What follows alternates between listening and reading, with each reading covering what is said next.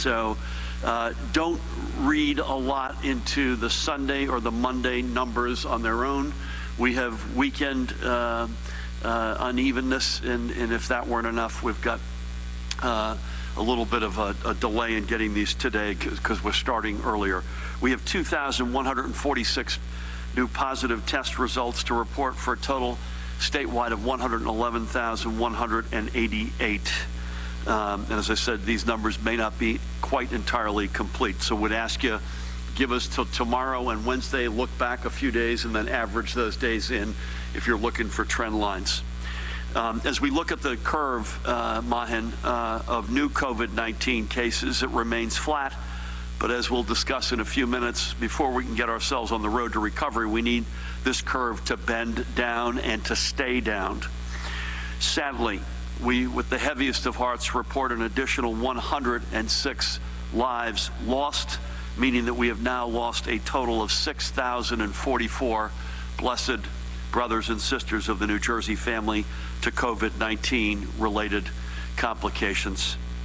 In our healthcare system, as of last night's reporting, there were 6,407 patients hospitalized for COVID-19. That number has, as you can see, begun to trend downward, and that's a good thing. Our field medical stations reported 75 patients. There were 1,801 patients in either critical or intensive care. And again, this number is down roughly 9% from where it was last Monday. That number needs to continue to go down. Ventilator use continues to trend downward to 1,303 currently in use. This is down about 18% from a week ago. There were 314 new hospitalizations yesterday, and the trend line continues to point in the right direction. And for the 24 hours preceding 10 p.m. last evening, our hospitals reported 480 discharges. We continue to see discharges exceed new admissions, and we need to keep it that way.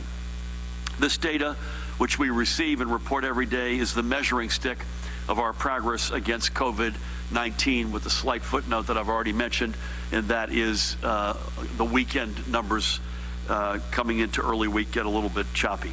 And to be clear, our progress to date has been driven by both the hard work of literally tens of thousands of dedicated healthcare professionals and first responders, and it has been aided and amplified by the millions of you who have kept the need for social distancing and personal responsibility close to your hearts. And this progress has been carried on in the memory of those we have lost and in the solidarity with the family and friends left behind. We won't be speaking today, I won't be speaking today to specific life stories. We'll pick that up again tomorrow out of respect for the fact that we have a very full agenda for us today. We also have a White House call at 2 o'clock, so we may have to shut things a little bit short, and forgive us for that. Because of the work of our New Jersey family, we can announce today a vision to put our state and our people on the road to recovery. However, there is still much more work to do. If we let up even one bit with our aggressive social distancing measures too soon, even one day too soon, we can easily see ourselves skidding off this road. As I've said several times before, I and everyone up here and our respective teams will be guided by one overarching principle, and one principle only, as we plan our state's reopening. It is this: public health creates economic health. I repeat, public health creates economic health. That is what will guide us. That's the order in which we must proceed.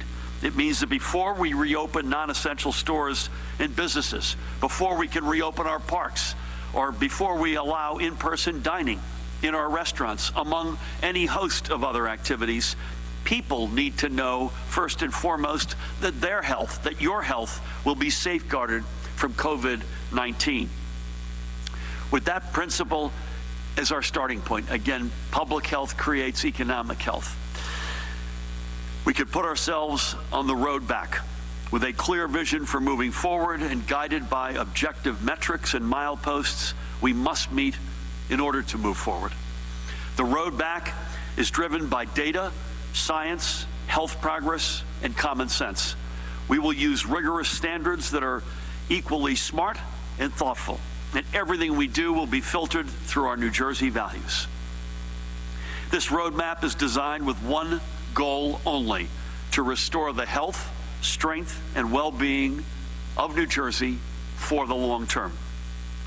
But let me repeat a basic truth. Until we give the public, until we give you all confidence that you should not be fearful, we cannot take further steps. A plan that is needlessly rushed is a plan that will needlessly fail. As we travel this road, we will ensure that not just most of us come along for the ride, but that every community is along with us. By example, I had a good conversation Saturday with Linda Goler-Blunt, President and CEO of the Black Women's Health Imperative.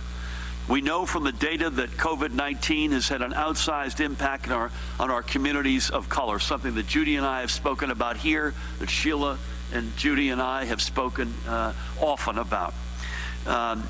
So we must not only ensure that these communities can thrive again, but our system must ensure equity as we get to that point. COVID-19 did not create the inequities in our society, but it laid them bare. So this is also our opportunity to help close those gaps, and we are committed to doing just that.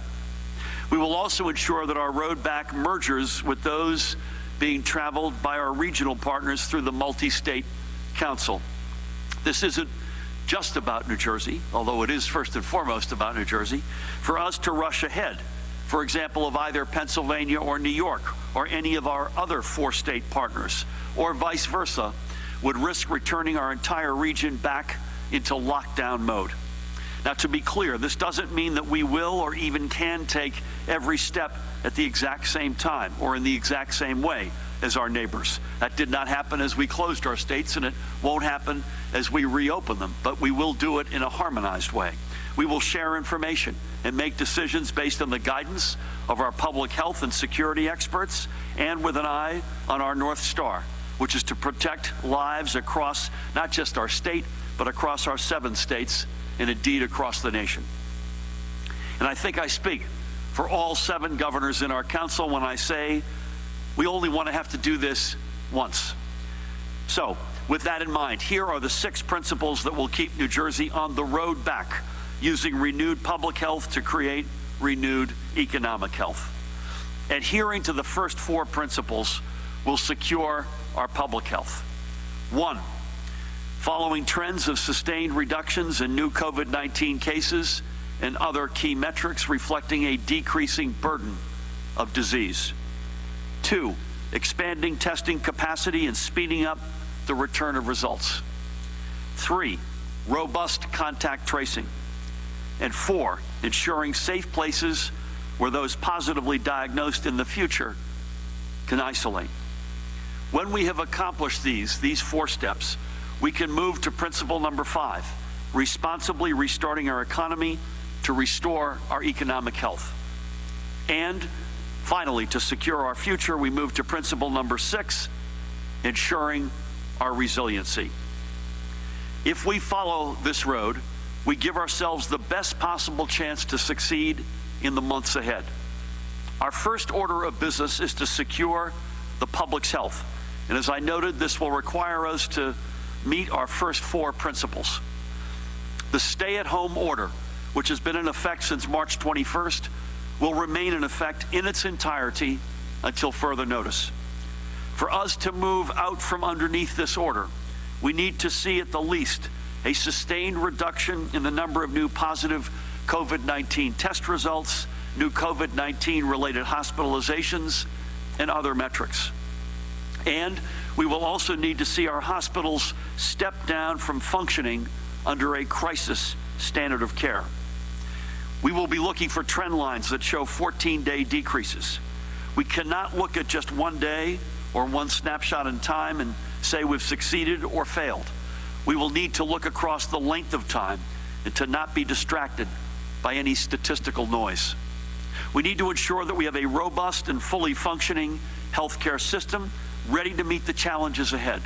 And it's not just our hospitals, but also ambulatory facilities, long-term care facilities, provider practices, everywhere healthcare is delivered. And when we see fewer cases and fewer hospitalizations, we know our system will be prepared for these challenges. Second, we must have a significantly ramped up diagnostic testing plan in place. We need to, at the least, double our current testing capacity. I'm proud to announce that we are actively working toward doubling our diagnostic testing capacity by the end of May, and having everything in place from the kits themselves to the lab capacity necessary to ensure a quick turnaround of results. As we've said many times, it isn't just the number of tests, it's how fast you get them back. We will have a flexible testing plan that is accessible to all residents who need it, whether it be through walk-up and drive-through sites, tests at local pharmacies, or even at-home testing capabilities. We will prioritize testing for healthcare workers, other essential workers, and vulnerable populations. And we will ensure that those who test positive will be linked to a healthcare provider. Our system will also be prepared to engage in targeted surveillance testing within communities to further protect against the resurgence of COVID-19 and to build data sets that can help us better understand its spread. To achieve these aims, we will need significant support from our federal partners, and we will continue to expand our partnerships with private sector labs and with institutions like Rutgers University, which have created innovative new testing platforms. And we are working closely with the White House, which has agreed to be a partner in helping us meet this important threshold. With this expanding testing in place, we can move forward to our third marker: robust contact tracing. Whenever a new positive COVID-19 test is returned, we must be able to leverage not just that individual's recollections, but also employ new technologies to help identify those with whom that individual may have come into contact. We will need to recruit and deploy an army of contact tracers whose sole purpose will be to identify these individuals so we can follow up and ensure they do not contribute to further spread of COVID-19. At the heart of much of this effort will be our local health officials who have done amazing work throughout this emergency.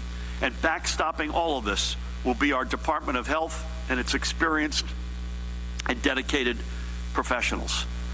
According to national guidance, and Judy has reported on this earlier, a proper program will require anywhere from 15 to 81 persons engaged in contact tracing for every 100,000 residents.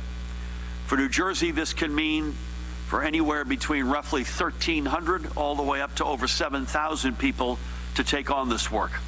But, and here's a big but, we are also actively engaging a number of technology companies in a search for innovative solutions that can assist in this massive undertaking and not only make the work of human contact tracers more efficient, but perhaps mean that we need fewer of them.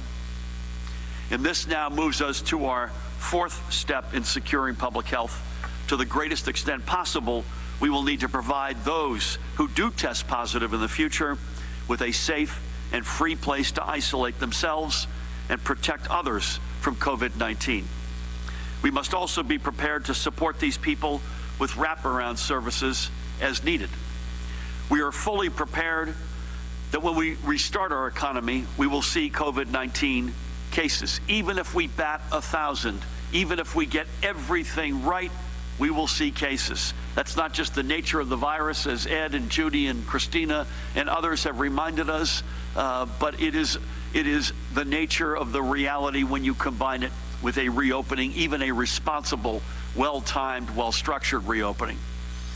That much we are sure about. We will see this virus again. Our goal will be to prevent these new cases from multiplying. So stop for a second. Meeting these four benchmarks: a sustained drop in the curve, expanded testing, contact tracing, and safe places for people to isolate, is critical to giving our residents confidence that we are not only in front of the crisis, but that when we do restart our economy, they should not fear going out and being a part of it. And restarting our economy and returning people to work will be done methodically, strategically, and responsibly. And that is our fifth principle. To guide this process tomorrow, I will be announcing the formation and the members of the Governor's Restart and Recovery Commission, a group as diverse as it is talented. Economists, academics, business leaders, labor leaders, healthcare experts among them, with local, national, and global experience and knowledge. It will be their task to balance multiple competing needs to ensure we arrive at equitable decisions that work for every community in our state. And I will ask them to help us and our businesses leverage any and all available federal funds and programs to support our recovery. I will give Tom Malinowski a well-deserved and robust introduction, but I don't know where we'd be without our federal partners down there fighting for us every day. I will ask the Commission to give the highest priority for reopening using a clear standard of essential and safe, beginning with businesses, industries, and activities which are not only essential to our economy, but which provide the lowest risk of disease transmission. I suspect, Mahan, we're going to want to call that chart back up, this graph up later on when we engage in some of the questions. Then we can move up the matrix, bringing more businesses and activities online until we achieve a fully functioning and open economy. As we begin this restart, however, again, expect to see the continuation of social distancing measures, including potentially requirements for face coverings in certain locations. I, by the way, have become a disciple of face coverings, period. I'm not suggesting that's what the guidance will be, but at least face coverings in certain locations. And for work from home directives for employees who do not need to report to a physical location, to pick two examples of what I think we will be living with for the foreseeable future. I want, by the way, nothing more than to see every main street up and down the state filled with shoppers and diners once again. I want our construction sites roaring with activities once again. I want to see the shore humming throughout the summer. We will move as quickly as we can, but as safely as we must. We have to be thoughtful in how we unfold our economy. This virus is now among us, and our task will be to contain it as best we can. But with our public health protocols firmly in place and with our healthcare system prepared, you should not fear heading back to work or elsewhere, and that is our objective. And finally, we cannot think of COVID-19 as a one and done. Whether we are hit with a rebound of COVID-19 or a different strain or an altogether new virus outbreaks, we have learned valuable lessons that we would be foolish to ignore. Ensuring New Jersey's resiliency for the next outbreak, and that no one will be left unprotected because of racial or socioeconomic status, must be a part of our response to this outbreak. COVID-19 showed no favorites in ravaging our state, and neither will we in preparing for the next wave. We must use this window of opportunity to fill gaps and fortify our healthcare system. I will be looking to see that our hospitals and healthcare systems, and anywhere else, by the way, where healthcare is delivered, have the bed capacity, personal protective equipment, ventilators, supplies, and staff they will need to provide the highest quality of services. At the state level, we will ensure that we too have the supplies to backstop our healthcare facilities and our first responders and essential workers. That means building our own state stockpile of PPE, from masks to gloves and everything in between, so we can properly outfit not just our frontline health and public safety responders, but also our essential workforce. And it also means we must have ventilators on hand that we can push out to hospitals before, and I say before, they hit crisis mode. Throughout this process, we have purchased hundreds of ventilators. Don't think for a moment that we're going to be sending any of them back once the current emergency ends.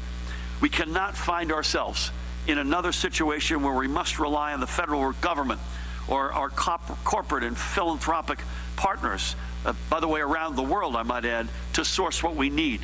We must build our resiliency now. And governmentally, we now have a playbook that we have put together and can refer to or hand off, by the way, to future administrations, complete with the framework for the dozens of executive orders and other processes necessary for facing a global pandemic head on and emerging stronger from it. In the course of 2 months, our entire world and our entire worldview has changed. Pandemics aren't something in a far-off place that we just read about in the news anymore. We are living it right here in one of the most advanced states, in the most advanced nation in the world. And even as we work to put New Jersey back on the road of progress and prosperity, we know that this war is still far from over. We need to continue focusing on our social distancing and taking the steps necessary to push the curves of new cases, new hospitalizations, and COVID-19 related deaths down so we can move in turn down this road. I don't know when we'll be able to formally and finally start this journey. Hopefully, if we all keep at it, it will be soon. But just as we began planning our response to COVID-19 6 weeks before our first positive test results even came back from the lab, we will be ready to put the car in gear as soon as we see a green light. This is a plan for how we move forward, not if we move forward. So let's do it together. Let's start by lowering the curve. We could do this if we all keep our focus over the coming weeks. And when we do this, it will be that much sooner that we are able to reach our destination, a New Jersey that is restored to economic health because we took the steps to restore and secure our collective health. That said, please allow me to welcome, as I've said many times, it takes a village. We need our legislators. We need our whole team. We need each and every one of you doing the extraordinary hard work, including staying home and staying away from each other, even as the weather, I'm told, will someday improve. Thank you for that. You're the single most important member of our family, of our village, because you have kept this curve flat enough to allow our hospital systems to sustain the extraordinary influx of patients. Please stay at it. We need you. And I can't think of a more important member or members of our community than our federal delegation in both the Senate and in the House, across the aisle. We have as good as it gets anywhere in America, and a great example of that delegation is with us today. Please help me welcome Congressman from the 7th District, Congressman Tom Malinowski. Thank you, Governor. Thank you, everybody. And thank you above all for the partnership that we have been able to build, especially over these last few difficult weeks, whether the issue is testing, personal protective equipment, aid for our businesses, aid for our state, relief for our people, our staffs, or you and I personally. We speak every single day and we get the job done, and we are absolutely in lockstep on what needs to happen going forward. Look, we are in the second month of what I think is the most extraordinary collective effort that Americans have undertaken against a common enemy certainly in my lifetime. And despite all of the things that we may still be arguing about, the overwhelming majority of Americans and the overwhelming majority of New Jerseyans believe that we are doing the right thing. The overwhelming majority have been willing to make great personal sacrifices over the last few weeks to make sure that their families, their neighbors, and their communities are healthy. When I hear from folks in my district, of course they want to see the economy reopen, but they are not looking for a date. They are looking for a plan like the one that you just laid out here today, Governor. They understand that the reopening is not something that a governor can make happen by waving a magic wand. It can only happen when all of us have the confidence to step out and go out to a restaurant, to go back to work, to go back to a mall. It's not one person making a decision. It has to be based on a plan that's based on science and on sound public health advice. And that's what we are working on here together today. Our job, your federal partners, our job is to make sure that as we make these sacrifices as a state and as individual New Jerseyans, there are resources that make it economically possible for us to do this. That's what we've been working on through the CARES 1 Act, which we passed several weeks ago, and then several days ago with what we called an interim package. Interim because we know we need to do much more. Now, here's the good news. The good news is that today, the Paycheck Protection Program, this vital lifeline for our small business owners in New Jersey and around the country, is back in business.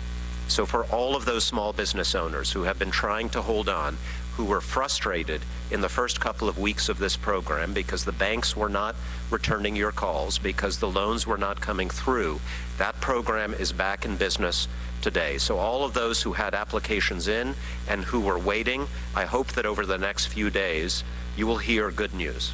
And if you don't, and you still have frustrations, and you live in my district, please call my office. We will call the banks for you. We will try to see what's going on. And I'm sure every member of our federal delegation, congressional delegation, will do the same. Now, there's a lot more we need to do to fix that program.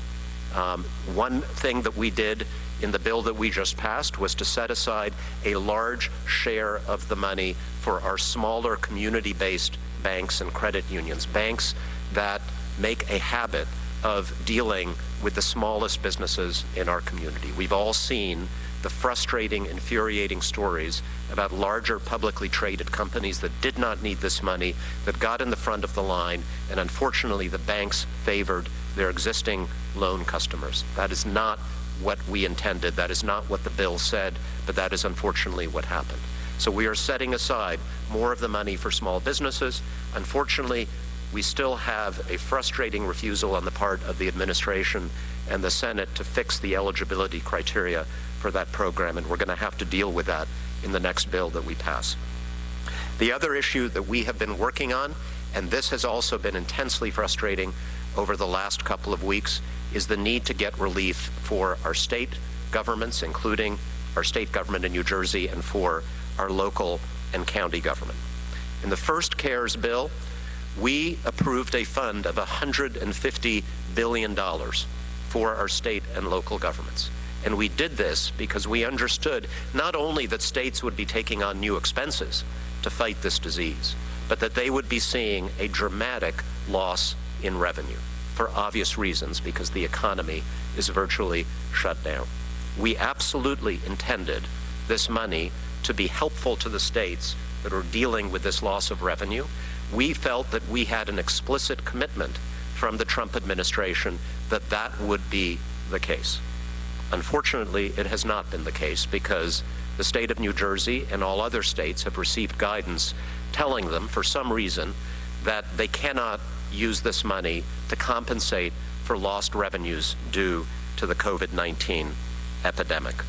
I was on the phone last night with Speaker Pelosi talking about this very issue. She felt as if we had had a commitment that was betrayed, and we are going to go back as often it takes to the Trump administration to make sure that that first $150 billion is freed up. Right now, as I think we've heard from the governor, a lot of that money is not usable by the states and other local entities that qualified for it. The second thing we need to do is to enhance that fund and make sure it's available for governments, whether they are large states or small towns. And you've heard how this has gotten partisan in Washington over the last several days. This will be the main issue we are debating in the next CARES bill that we will be introducing in the House of Representatives shortly. We believe this is necessary.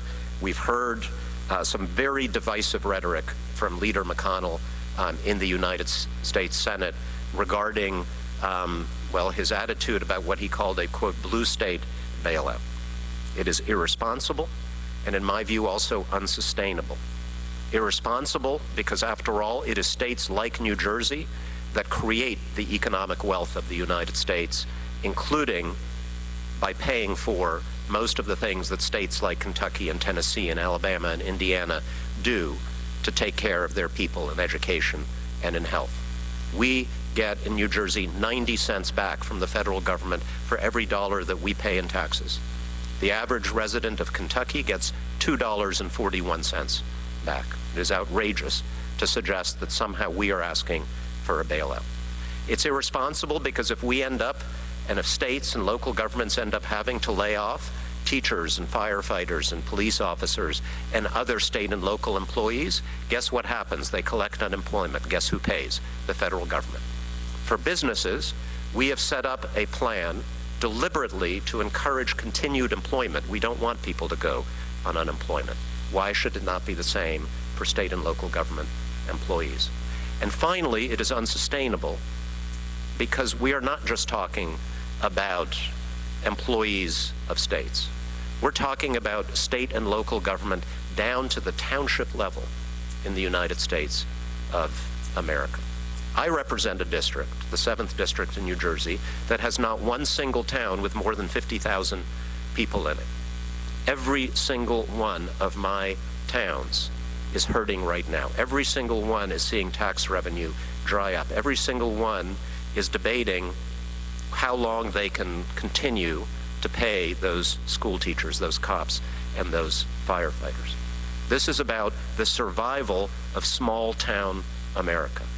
And at the end of the day, I'm not sure if Mitch McConnell wants to be the person who is responsible for telling small town America to go to hell.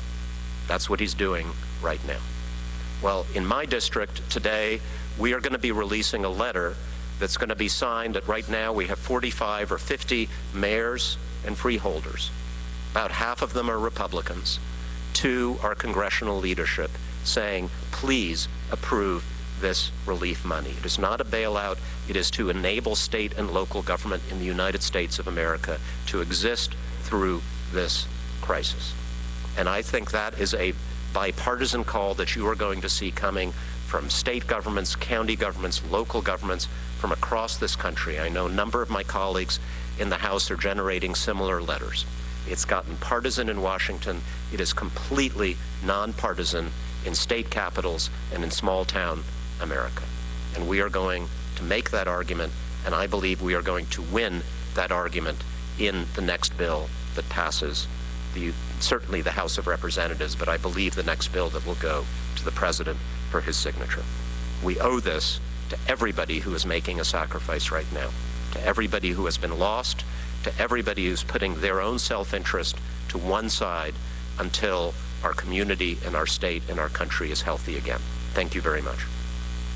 Tom, thank you for your leadership.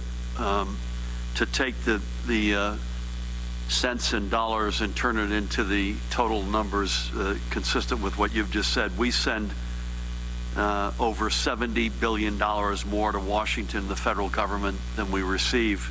Kentucky gets back almost $150 billion more than they put in. Talk about reading from your own book, right? Yeah, I mean, every state generated as much, gave as much as New Jersey.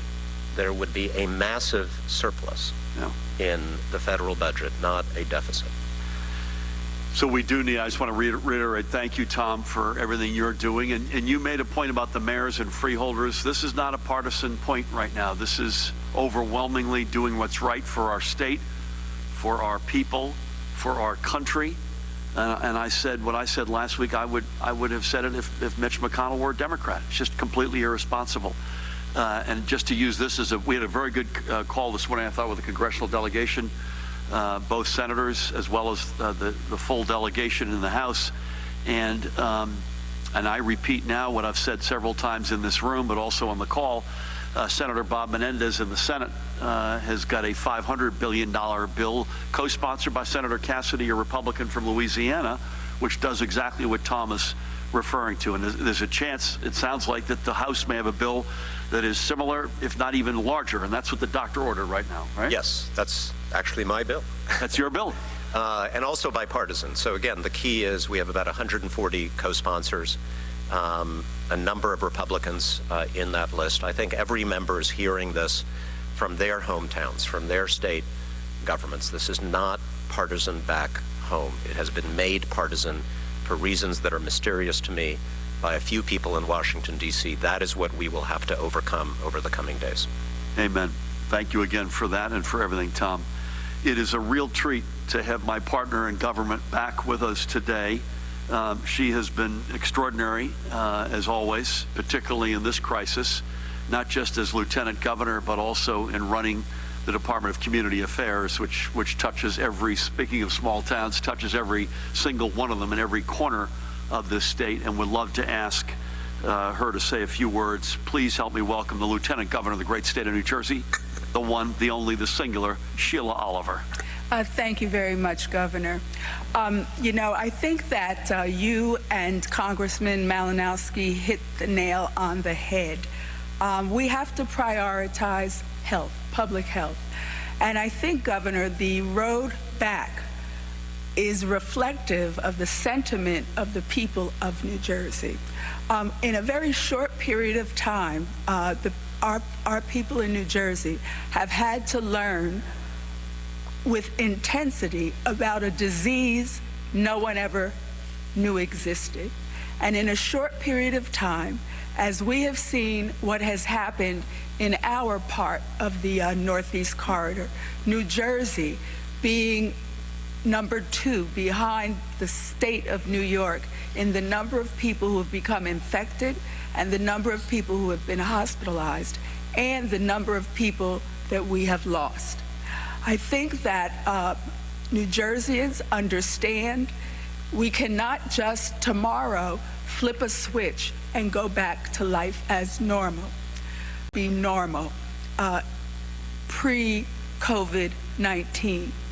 And I think that if you travel around the state, if you go into the various counties, if you visit some of the cities, you will see that people already are beginning to reorient themselves and focus on health.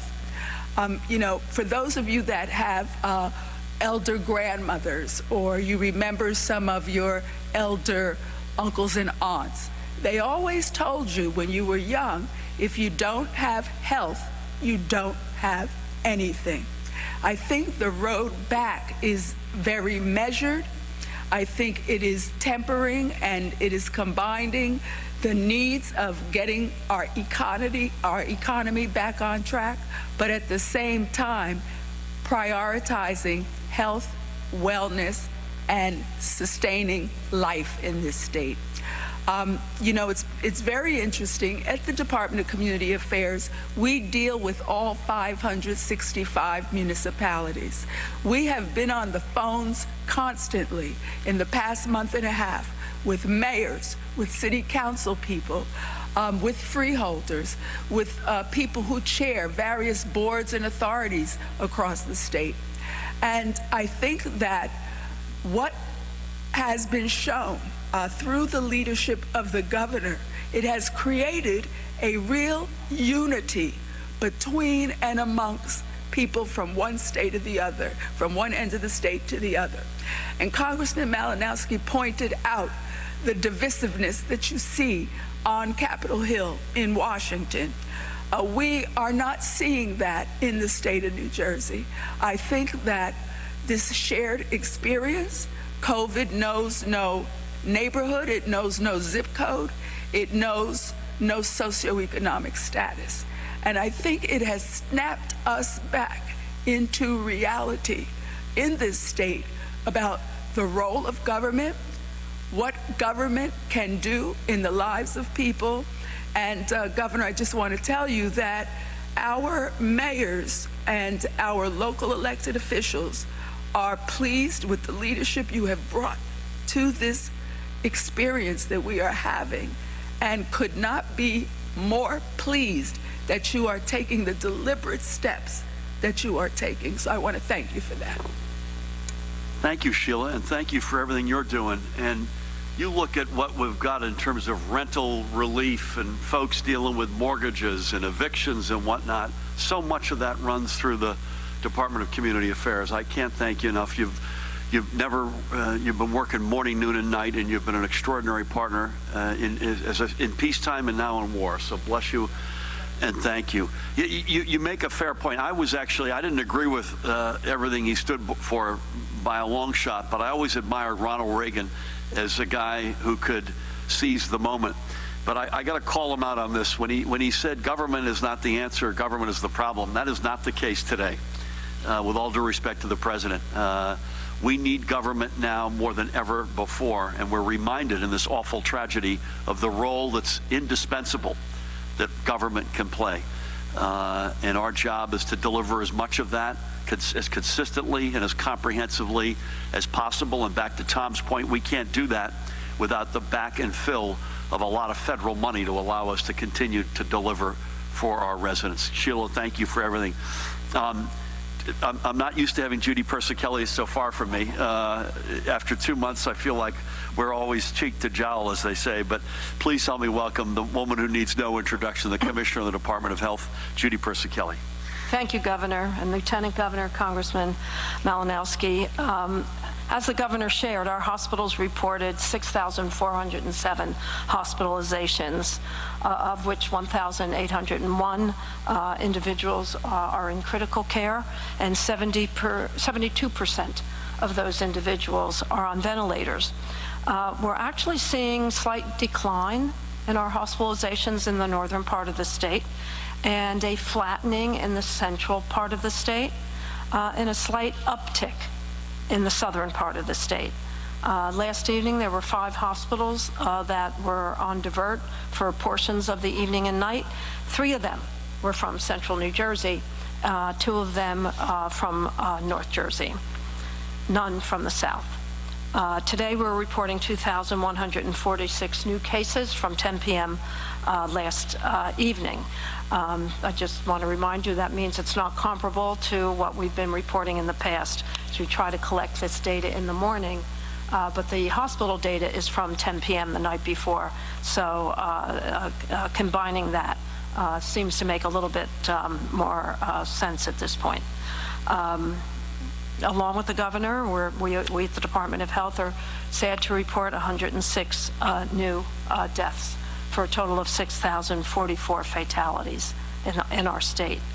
The breakdown of deaths by race and ethnicity is as follows: white, 53.2%, black, 20.3%, Hispanic, 16.3%, Asian, 5.1%, and other, 5%. We have also looked at hospital discharge destination. That's been a question at some of our prior conferences.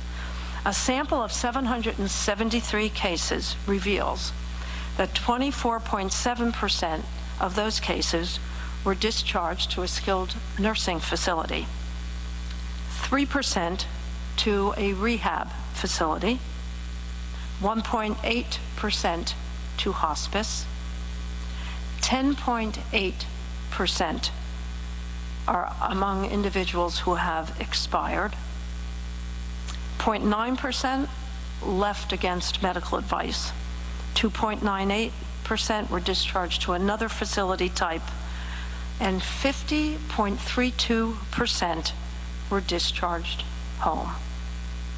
There are 476 long-term care facilities in the state now reporting cases of COVID-19, for a total of over 16,277 cases in our long-term facilities.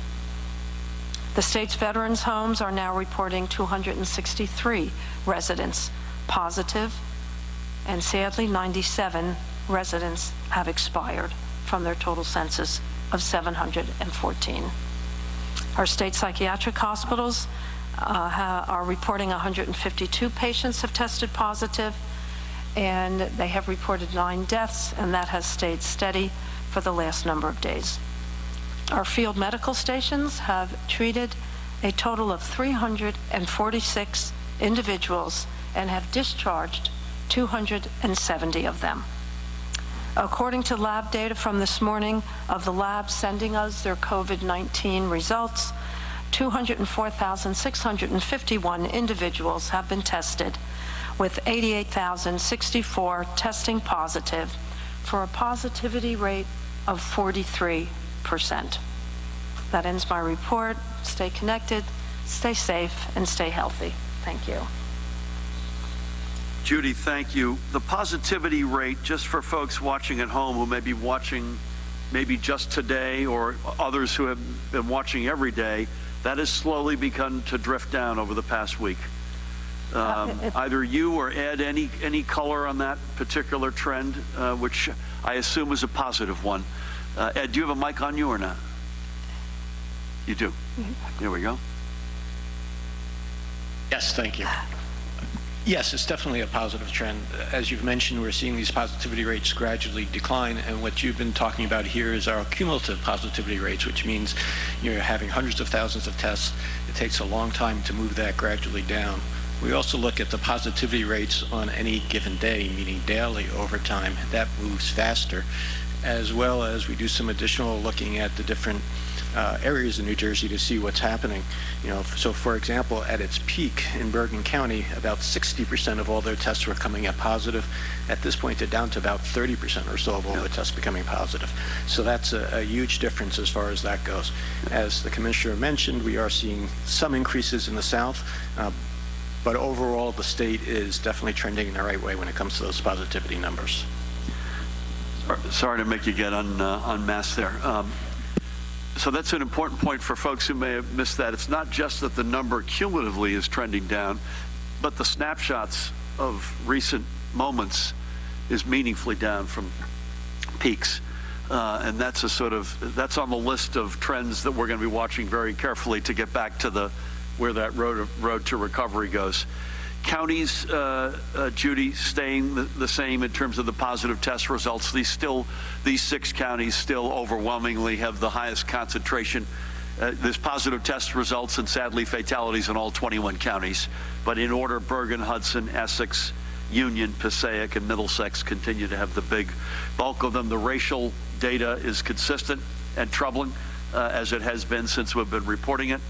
And I, for one, was encouraged that 50+% of people are walking out of the hospital and going home, which is another data point that I think we could take some comfort in. The folks who are beating this, at least in 50% of the cases, are beating it so much so that they can go home. And in some cases, I'm sure with a visiting physical therapist or a visiting nurse, but the fact of the matter is they're going home. So thank you to each of you for that. Pat, I said I wouldn't necessarily call on you just because our program is so thick and we got a lot of reporters here. And by the way, folks, we're going to start over here, but I'm going to ask you to limit your questions to 1 or 2 at most, just because we got a big crowd and we have to go to the White House virtually. Talk, if you could, Pat, off subject, but importantly, one of your guys was shot last night, and just give us a quick sense of how he's doing. He's doing well, Governor. I had the ability to talk to him this morning. He'll probably be in there for a week or so. Very lucky.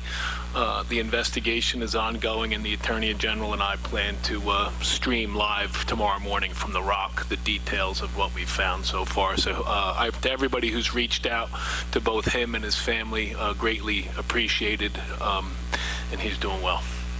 I spoke, Pat let us know late, or I guess early Saturday morning, that this had transpired. I had the honor on Sunday morning, so yesterday, to speak not just with Pat, but with his mom, not your mom, but the trooper's mom. And I don't want to get him engaged inadvertently. Was it his girlfriend? Or it was his girlfriend. His girlfriend, so I don't want to jump the gun there. But any event, as you can imagine, it was a pretty traumatic, and it sounds like he's a lucky guy and a great guy. I'm going to speak to him later on this afternoon, and I'm really looking forward to it. So thanks to everybody who was up here with me. We're going to start over here. And again, I'd ask you to keep, as a favor today, to keep it fairly short. Nikita. I might not be able to grant you that favor. So we reported this weekend that some mail-in ballots delivered to apartment buildings are simply being left in the lobbies and not actually delivered to mailboxes or voters' doors. Do you have any plans to address these issues with the Postal Service? Do you have any concerns that ballots for tenants living, the majority of whom live in apartment buildings as opposed to single-family homes, are being treated differently in this regard? Do you have any concerns about the all-VBM elections in May being compromised by this sort of activity? And do you have any concerns about voter fraud, given that large numbers of ballots are being left in public places? One more, please. Sure, and then I have one more for me, and then I also have one more, AP. Please. Any timeline on July 7 and all VBM, and is that still on the table? I don't have, given the gravity of what we're talking about, I don't have crisp answers for you. I will get mine. Let's get the team to follow up with you on the mail-in ballots being left in lobbies. I actually didn't see that story. That's obviously not what we want. We want, while we're fighting this war, democracy, and other things have to go on, so we take that very seriously. But I'll have to come back to you. There's no update on July 7th, and we'll give you an update, I promise you, as soon as we get it. Thank you, though. Please. Hi, I was curious, the long-term care facility numbers, I know there had been a reconciliation going on with those. Do those that we see on the dashboard now include only residents or still residents and staff? And then, Governor, all of the benchmarks and kind of goals and ideas that you mentioned today, can you give us any insight into your priorities on what industries or business might come back online first, and any best guess on time frame for this? And just one more, I know there's a priority on testing vulnerable populations. What's the plan for prisons? As far as I know, there's no testing being done in the facilities now.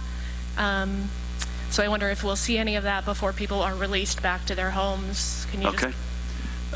Judy, I'll start and maybe ask you to come in behind that. I think, could you pull up, Mahan, the risk, low risk chart? Yeah, so I think you should probably assume that we will, this is not up here just for our health, but this is something that will guide us. I think it's a mistake that we would, and I want to caution folks, don't expect for you accountants out there, don't expect a LIFO strategy here. In other words, last in, first out. In other words, a reversal of what we did. That's not necessarily going to be, it might be, but it won't necessarily be consistent with what we would do.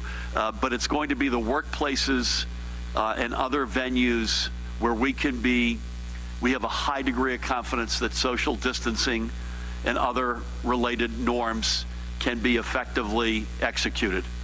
So, and by the way, I love music. I love going to concerts. Concerts are not going to be anytime soon, as an example, where there's a high amount of density, meaning the risk is high. You're up in that you're in that lower right-hand corner. You're in the lower right-hand corner where it's high risk. And I love music, so don't take this the wrong way, but it's not essential. The stuff we want to have is the essential stuff coming back online, food chain, other essential elements where we can properly, and folks can properly adjudicate and also defend and exhibit that they're actually social distancing. Mask policies, again, I've become a big mask person. I hope, I've gotten pinged even just sitting here, respectfully I might add. I love the level of respect, but I hope sooner than later, assuming folks can do it right, we can get to things like parks, which some would say is not essential. I would say for mental health and other reasons, there's another set of arguments that we're hearing all the time that they are essential, and we respect that, but it's got to be done the right way. With that, I believe we are testing in prisons, by the way. I don't think the premise of that last question is accurate. Is that right? We're implementing a plan to test everyone who's being furloughed pursuant to your executive order, and with the commissioner, we're working on a broader plan for the prison population and staff. I think that's going to be on the list, so I'm confusing the folks who may be considered for furlough with the overall population. I mentioned vulnerable communities, and that certainly is going to be on the list of priorities. Judy, anything on that, as well as on reconciling long-term care numbers? The long-term care numbers are still being reconciled. We hope to finish that by the end of the week. So some of it is clean, some of it still has employees and residents. And vulnerable populations, we do determine that corrections is on that list. We have a testing strategy task force. We're looking at refining the definition of vulnerable populations and also priority populations. Thank you. You guys, either of you gentlemen, no? Ma'am? Hold on one sec. Hi. On the reopening plan, as you make decisions about what's going to reopen when, will that apply to the state across the board, or will it be a decision made county by county or region by region, since, as several people mentioned, there are different situations in North, Central, and South for various measures. And also, yesterday there was an outage in the unemployment site. Online applications were down. From what I understand, it is back up, but can you address what the problem was and if anything's being done to prevent that outage from happening again? I realize you asked me about when. I don't know when. I think it's measured in weeks, but that assumes that everybody is doing their job.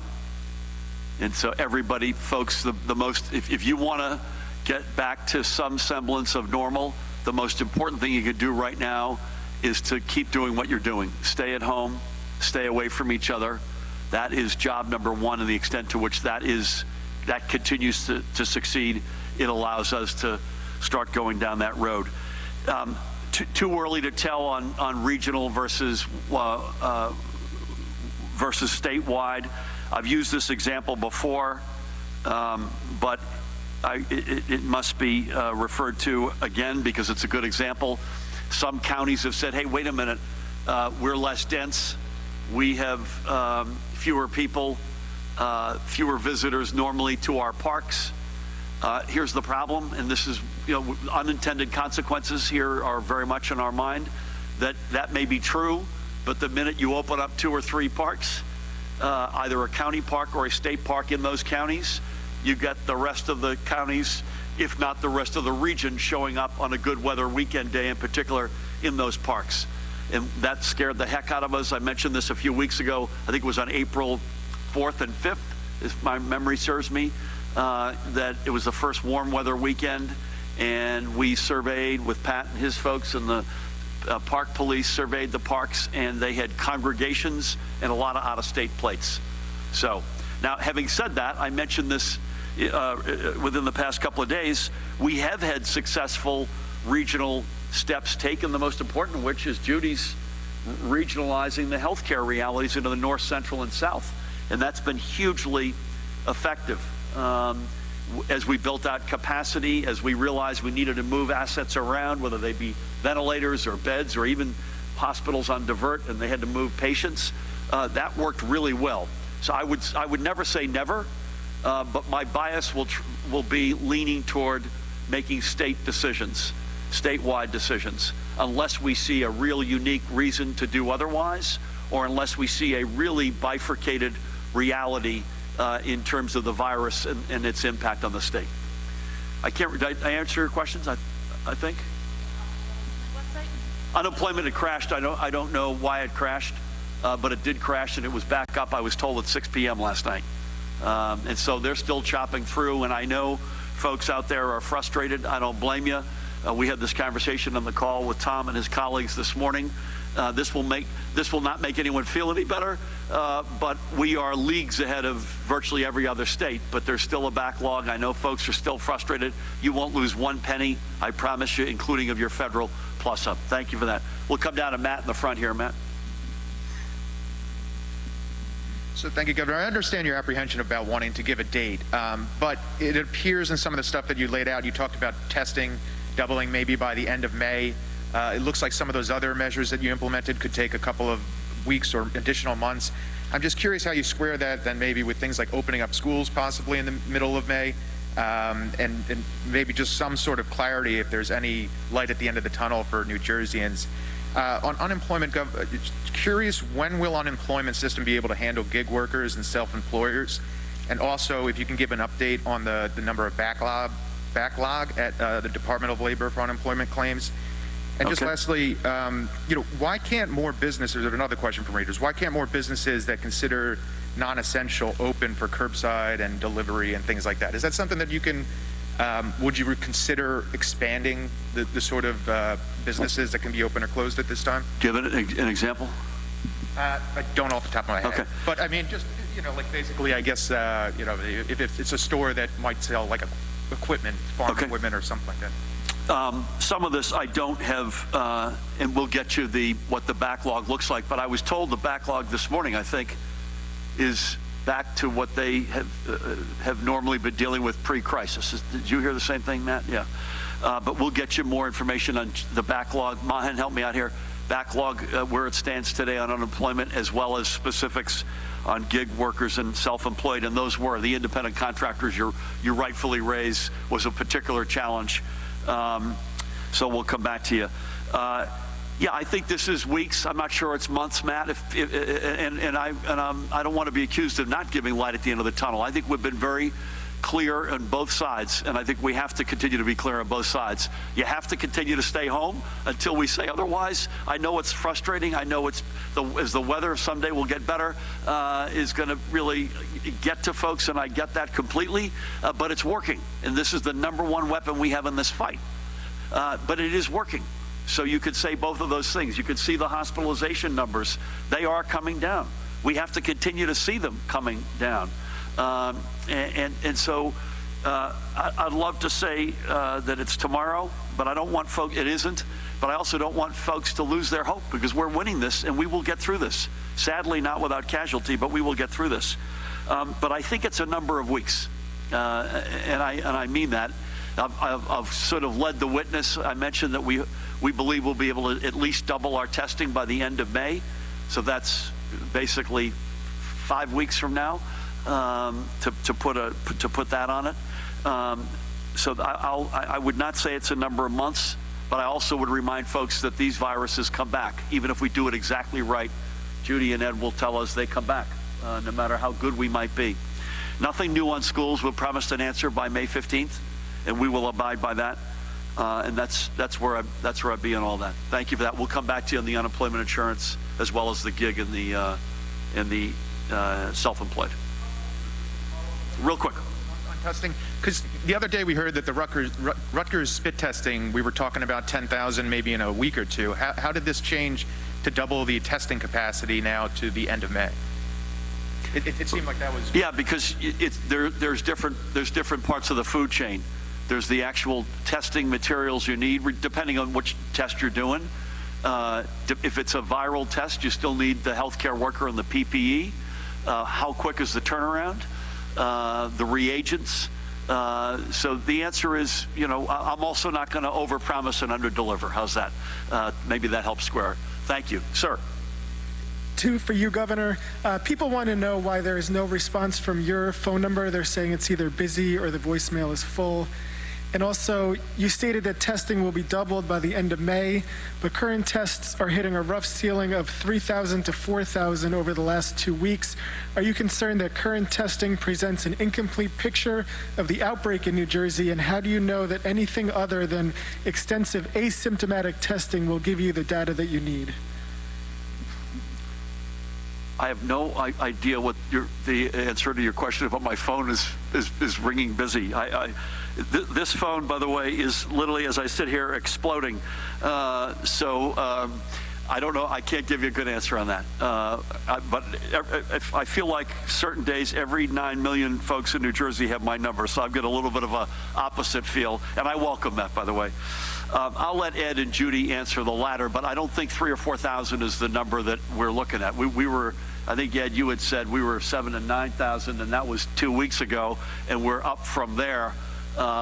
There may be a question of how long it's taking to process them. Remember, we've said two things about testing. We need a lot more of it, and we need a rapid response, because otherwise, what good is it if we think we've eliminated community spread?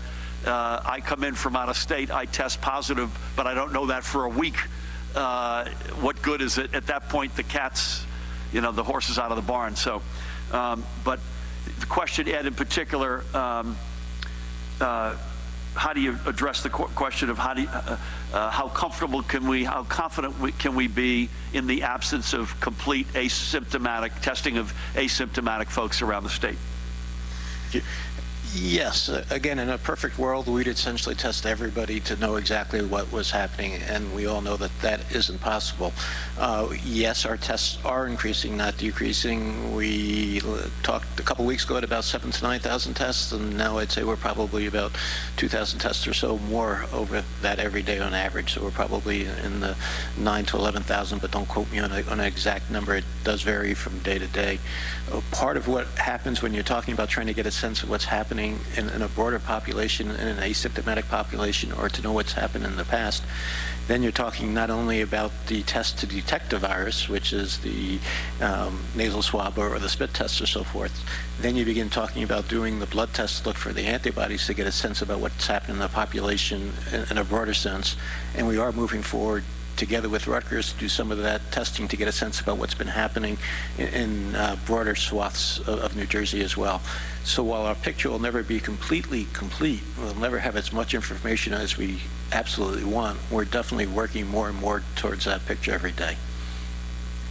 I'm going to say as a non-medical professional, and then, do you have a question in the back, sir? We'll go to the back there. As a non-medical professional, I would say I'm going to predict the following. Never mind the end of May, in which we've put a marker out in terms of when we believe we will at least be able to double. Based on all the conversations that I'm a part of and our team's a part of, I think we will be in a dramatically different place as a state and perhaps as a country on testing 3 months from now. I'm just going to pick that number. There's just so much happening right now, and a lot of it, I'm happy to say, is happening right here in New Jersey. You mentioned Rutgers. That's the best example, but it's not the only example. The fact that we're a big healthcare, biopharmaceutical state with great institutions of higher education, boy, is that coming home to roost for us right now, and that's a good thing. Sir. Good afternoon, Governor. Phil Andrews, New Jersey News Network. Really quick, as of today, how would you envision Memorial Day moving forward, and your thoughts on out-of-state residents taking advantage of Jersey Shore rentals and going back and forth in this climate? Yeah, I'm not sure I've got a crisp answer for you on Memorial Day. I know what it normally is, and I love it, and I hope it can be some form of that. That is, it starts in Memorial Day is what, 4 weeks, pardon me, from today. I can't give you a full answer. I hope, as I've said many times, that we have some semblance of norm on the shore this summer, but it will be some semblance. I just don't envision being in tight spaces without real restrictions on capacity and social distancing, and frankly, even on the beach. I just don't see it. Whether or not we're at a better place 4 weeks from today, I sure as heck hope we are. I think there's a shot. I think we've got a shot. If everybody keeps doing what they're doing, if we let our guard down, all bets are off. That heat map, which we didn't show you today just because we had a lot of slides, let's get that back up tomorrow. That map has shown largely really good progress, but it slipped the past couple of days. There was a Washington Post heat map over the weekend that showed that we had slipped a hair. We cannot let that happen. And the extent to which folks keep doing what they're doing, to put it in the positive, we increase our chances meaningfully of getting that semblance of norm on the shore sooner than later. And I'll be the happiest guy in Jersey, if not America, if that semblance of norm comes in by Memorial Day. I worry about out-of-state stuff, and I want us to be open for business. The good news is folks who travel to New Jersey on the shore and rent or even own a second home are overwhelmingly either New Jerseyans or from the region. There are some folks who come from outside the region for sure, and in a normal time I'd want more of them. But for this time, for this purposes at least, they tend to be in the region. My word at this moment, sitting here on April whatever it is, however, we want folks to be in their primary residence. The shore community, particularly in the off-season, does not have the healthcare infrastructure to support the challenges that this virus has put upon us. So I would hope that folks continue to adhere to that.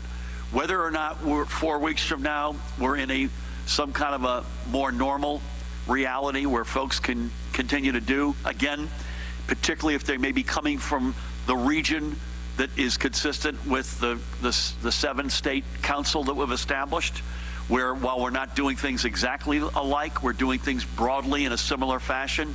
That would give some comfort, but for the time being at least, we need folks to stay in their primary homes.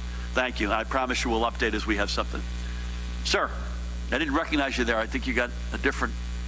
Hairdo inspired by you. Yeah, thank you for... I Governor, hope you're inspired by someone else's cut other than mine, but thank you. Governor, any reaction to Mayor Fulop opening up some of Jersey City's parks? And can you give us an update on New Jersey's furloughing of prisoners? How many are planned to be released? When do we have a timeline for their release? And why furlough and not commute sentences as other states have done in the region? And can you clarify what's included in the total number of cases, Judy? That's done by county, but do we know if that's more in healthcare or in the general public? Total number of positive cases? Correct. So the 111,188? Okay. Judy, you can come back to that. Matt's going to come on center stage here and join me, but we had an exchange earlier today. We gave mayors the ability to manage their own parks, openings and closings. So that was the case from the outset. I just needed to confirm with Matt, and in fact was the case that it wasn't a county park or a state park. I would say this, we're okay with that, assuming, and this is a big assumption, that social distancing, masks, all of that's being enforced. So I can't say for sure because I haven't seen it with my own eyes or photographs, but that's something that I'm sure the mayor is paying attention to. He's a terrific mayor. We just need him to do that and need to enforce that. Matt, on both furloughing prisoners, where do we stand and why furlough versus commutation? Do you mind hitting both of those?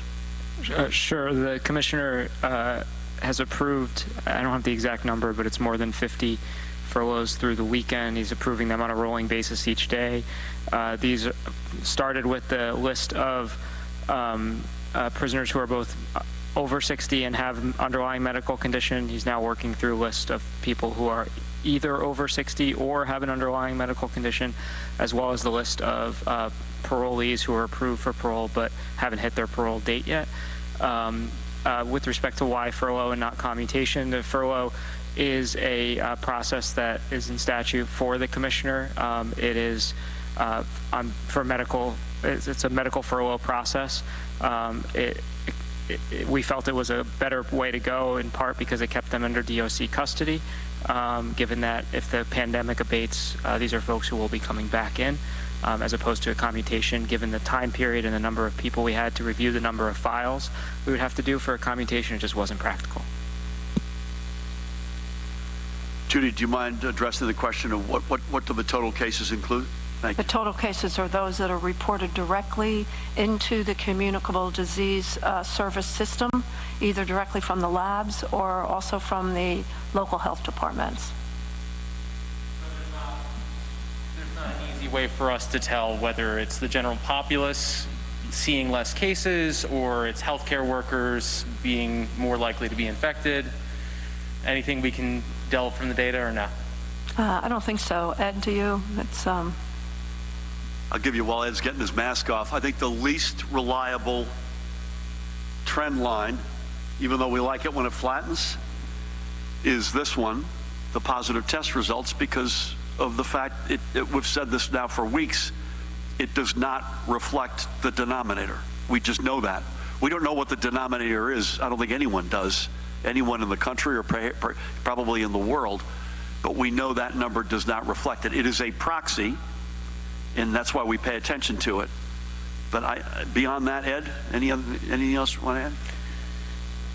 No, well, we certainly know that far too many healthcare workers are becoming infected, and that is certainly great concern for a lot of different reasons. There's no easy way for us to tease out the information, since this is largely self-reported until an investigation happens, and with so many cases, investigations take a long time.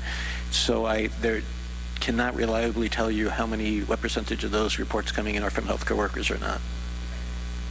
May I say one other thing? The number associated with that, which we hit earlier, that I think does matter, and again, I'm practicing without a license, is the positivity rate. Not just the cumulative positivity rate, but Ed's point earlier that I think you said in Bergen County, the most recent data is 30% positive. That's down half from what it was. That does matter. And remember, this is not entirely a symptomatic universe, but it's overwhelmingly a symptomatic universe. which means by definition it's sicker than the average person in the population. There's kind of a murderer's row here, so we're going to start down front here with Dave, and if you guys could go quickly through, it'd be great. Sure, Governor. Hi. Hi. So as the weather starts to get better, you've mentioned this, and we had one nice weekend day. Are you concerned that it's going to get harder and harder to continue to really encourage people to stay away from each other and stay home? I noticed myself that the social distancing fatigue seems to be now kicking in. I saw somebody in a supermarket. They had a mask on, but it was under their chin. And I mentioned something, and I was told, well, we're all going to die at some point. So there seems to be a little bit of fatigue generally in the population that is starting. Are you concerned about that? And my second and last question is with regards to the road back. You have the principle number 1 here, demonstrates sustained reductions in new COVID-19 cases and hospitalizations. Obviously, the hospitalizations is important, but as Ed has just mentioned, and others as well, we keep increasing the number of tests we're doing, and they're only for positive people with symptoms. So obviously, it would seem that number is going to continue to rise. So how can we really use that as a metric to try to measure this? Yeah, we expected that question, and it's a good one, and we discussed it earlier, and Judy can tackle it, and Ed can come in behind. Again, I'm going to hang my hat on the positivity rates associated with those positive tests. I am worried about fatigue, 100%, particularly with better weather, which it looks like this week we won't have a whole lot of. And at one level, Sheila and I and the rest of us completely appreciate and understand it. There's just there's no other way to put it. I mean, folks have been incredibly compliant. They've stayed inside, they've stayed at home. They've either worked from home or they've schooled from home. You look at the polling results, you've got an overwhelming amount of people who actually believe in what they're doing, by definition, many of whom have lost their job, which makes it even more remarkable. And so it's been an extraordinary show of force and teamwork by the overwhelming 9 million of us. But fatigue does concern us. Having said that, on the other side of the coin, we know what human nature, how it impacts the modeling. We know exactly what will happen if folks let their guard down as it relates to infections, hospitalizations, ICU beds, ventilator use, and sadly, fatalities. So while it stinks, and I'll use a PG word to describe it, the alternative is worse. And I think folks who don't see it that way could run the risk, not just for the rest of us, but for themselves. We'll begin with them, of inadvertently, based on some theory, some myth, inadvertently let their own guard down, and therefore let the guard down of the rest of us. We just can't allow that to happen. And so, folks, we get it. We're in a war. There's no other way to put it. We didn't say it would end overnight, and it isn't going to end overnight. I do repeat, we've discussed, however, today, a road back to some sort of normalcy. And that, it's not a question of if that will happen. That will happen. I just can't hang my hat on when.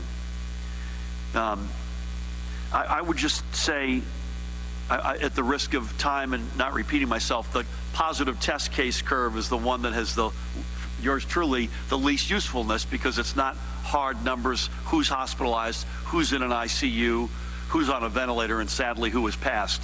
But the positivity of that curve, which has started to drift down, to me, and Ed's point, that if you do more snapshots, that's a cumulative number, that is of value. Judy, anything you want to add to that? Yeah, we have a 43% positivity rate for the over 100,000 individuals that have been tested, but remember, they were all symptomatic.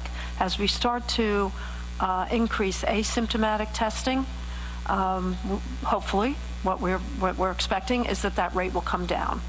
And you definitely want it to come down, as the World Health Organization says, to about 10%. The positivity. Yep. So watch that space. Again, largely symptomatic folks so far. That will, if I'm right and we're right, as we expand over the next number of weeks, testing capabilities meaningfully, you're going to begin to bring in, whether it's through a testing of a particular community, we discuss prison population or long-term care or healthcare workers, or in sort of blind, statistically significant testing, we will increasingly have asymptomatic people in that process, and that will begin to hopefully change that number dramatically. Thank you. Daniel, welcome back. Nice to see you. Governor. Nice to see you. What in this plan do you expect to differ from the neighboring states, Pennsylvania, New York, and what do you expect from this plan will be in common with those neighboring states? On quarantine and self-isolation, how is the state going to be enforcing that? Is it going to be sort of a mandatory at a central location, or is it going to be being urged to self-isolate at one's residence, as is what's being done now? Lastly, is there going to be restrictions still coming in, people coming in from elsewhere in the country, states that perhaps rolled back the restrictions too quickly or didn't have them as expansive in the first place, and there's a second outbreak? Okay. Just real quick on relative to our neighboring states, I'd say we want to be largely in harmony, but we will never necessarily take every step exactly the same way at the same time. In fact, some of these states, if I'm not mistaken, have already made decisions on the balance of the school year, which we have not yet made, so that's one area which may be different. I'll be very surprised if a restaurant in Jersey City has a different protocol than one in the Lower West Side of Manhattan. We cannot have unintended consequences where you swing things dramatically one way or the other. So that's an example of something I would suspect would be in harmony. I think it's too early on the self-isolation piece, but I think you should assume it would not be necessarily centrally located, and think overwhelmingly hotels would be, at least in my mind. Again, we're establishing a commission whose members will be made public tomorrow. They're going to be an extraordinary group of folks.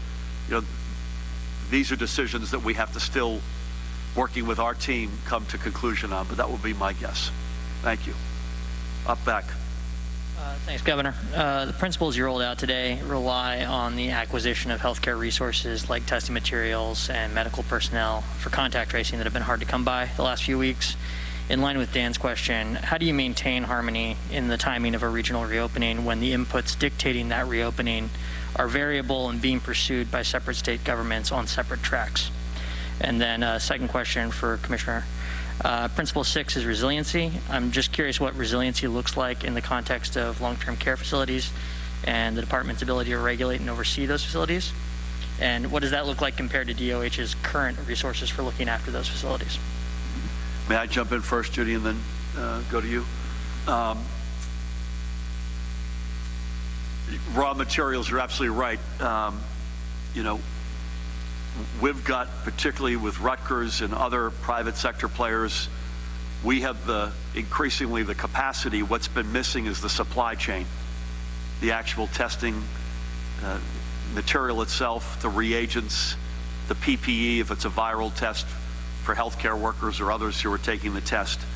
I wouldn't have said what we've said today unless we had the confidence. We have the confidence right now that we're going to be able to get that solved, both in New Jersey in working with our regional partners, and importantly, you probably heard me say this, with the White House. So the White House is deeply involved in our conviction to be able to say by the end of May, and that includes all elements of what we need to get the testing done. I think, let me, if I may. Secondly, Judy will address long-term care, but let there be no doubt, and I think we'll probably do this long before the commission has done its good work, and I could not be more excited about this group. But we're not waiting for that. We've already begun processes, and in fact, I think sooner than later, maybe even someday this week, we may be sitting here talking to you about sort of how we're going to see adding new rigor standards policies and protocols to the long-term care industry as a general matter. Judy, anything you want to add? No, I think that, I mean, the bottom line is that situations like this shows the vulnerabilities in systems, and what we've identified is that there is very little resiliency in long-term care. And we need to look at that, because the fall will be here before we know it, and we will not only be dealing with the flu season, we may also be dealing with a resurgence of COVID-19. So way before that time comes, we need to shore up long-term care. So we are, again, Judy's taken a whole range of steps already. I don't know it'll be this week, but just as today we've devoted the large part of our comments, other than the overnight numbers and blessed lives lost, to the road to recovery. I think you should assume sooner than later we're going to have a long-term care facility heavy a day with you in one of these sessions. You have something very quick? I don't want to monopolize, but when you said you're confident with May because you've been talking to your regional partners here, does that include like consortium buying of those materials? Because that came up a couple of weeks ago. To the best of my knowledge, right now it does not. But I wouldn't be saying what I'm saying today if we didn't have the confidence. I meant to say this earlier to all our environmental friends who reached out to us over the past few weeks and rightfully complained about plastic water bottles. We agreed with you, and I think landing man on the moon was easier than getting these box waters, but I want the record to show that we got them. Elise, good afternoon. Good afternoon. What tech companies have come forward, and what are they offering in terms of contact tracing or other expertise? And for the congressman, you indicated that the CARES money can be used for budget purposes. Can you elaborate on that? Tom, I'll jump in on the first and you hit the second. Is that all right? Elise, we're talking to a handful. Google's on that list, Salesforce.com, Bloomberg Philanthropies, to pick three, and there's more than those three. And I mentioned the ultimate architecture of what contact tracing in New Jersey looks like is going to be some combination, and Judy will correct the record if I get this wrong, some combination of boots on the ground and technology. And I think we could say pretty safely, if there's a really good technological match, and by the way, we're the densest state in America, and that's a good thing in this case. It's a bad thing for the virus. It's a good thing as it relates to technology. We'll be more toward that 15 person per 100,000. And if there's not a technology that we think can aid and abet our efforts, it'll be up closer to that 81 per 100,000. Is that fair to say? Tom. Thanks. The CARES 1, the bill that we already passed, provided or intended to provide $150 billion for states and other governments, counties, cities with a population of over 500,000. And it was certainly our intention that this money be available to compensate for revenues lost due to the coronavirus crisis. But the administration has issued guidance completely contrary to that, contrary to what we thought was a commitment that the money would be allowed for that purpose. And so what we've heard from the governor and I think other states around the country is that the money as currently offered is largely unusable. It can only be used to cover, if the state buys PPE, that's the federal government acknowledges that's coronavirus related, so they allow us to use that money for that purpose, but not to make up for the massive shortfall in revenue that all of these state and local entities are going to be experiencing. So what we want to do in the next bill is, number one, if we haven't resolved it through guidance, through hammering at the administration to keep their commitment, we want to free up that first $150 billion. That's number one. And number two, we want to provide additional funding, not limited, obviously, to states, but not limited to the states and the very large cities, but also available for our smaller counties and municipalities, which are hurting in exactly the same way. Tom, if I may add 2 points to that.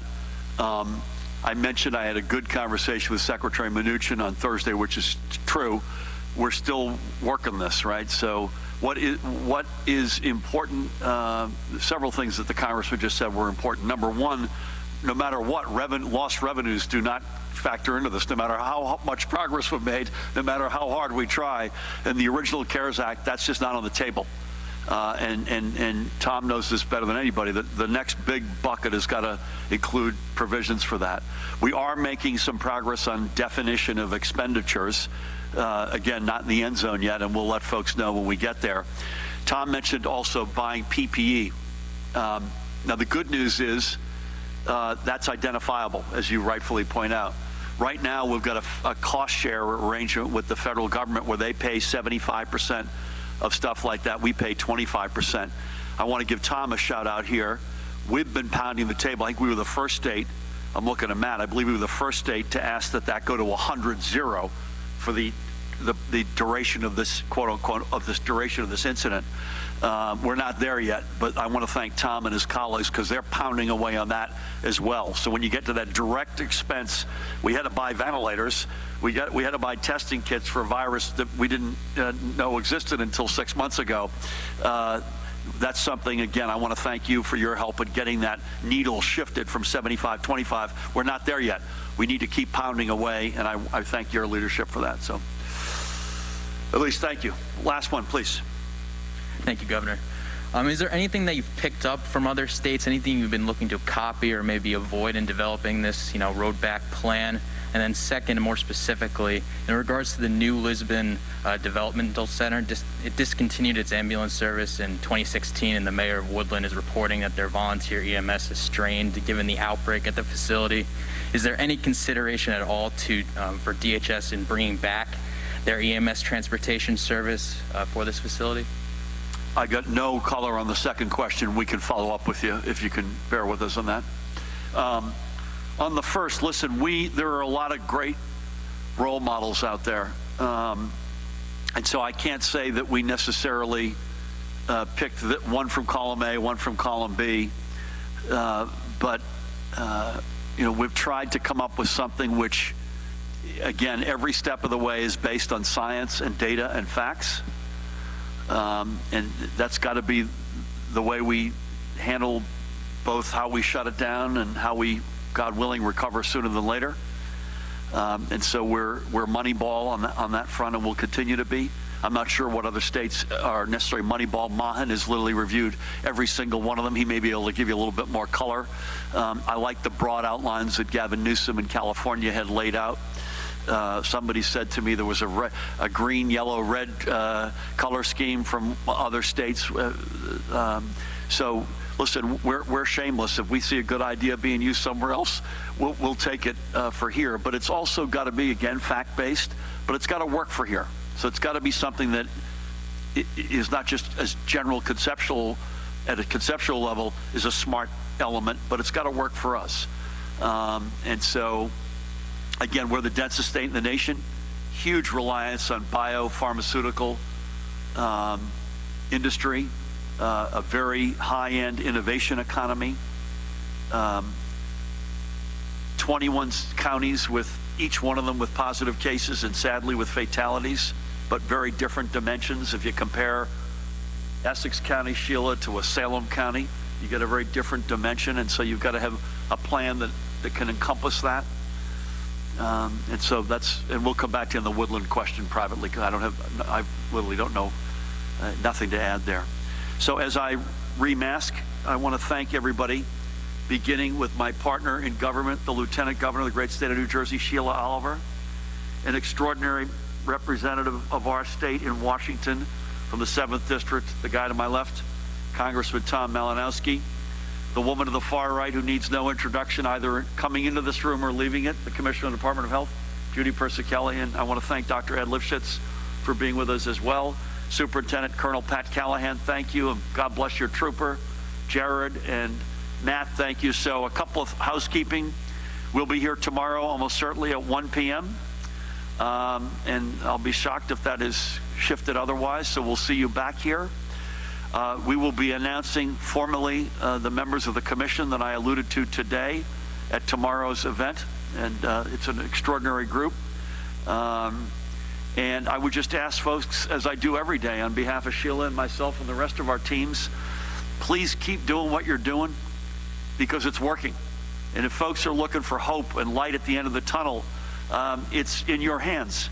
And so far, New Jersey has performed not just better than average, we were talking about average a month ago, better than any American state. Better than any American state. And the extent to which that continues, that will begin to answer the very good questions of what's Memorial Day look like? What's the end of the school year look like? When can you open parks? When can you allow any amount of other decisions to be reassessed? So folks, thank you. Keep up the great work. God bless you all. We'll see you tomorrow.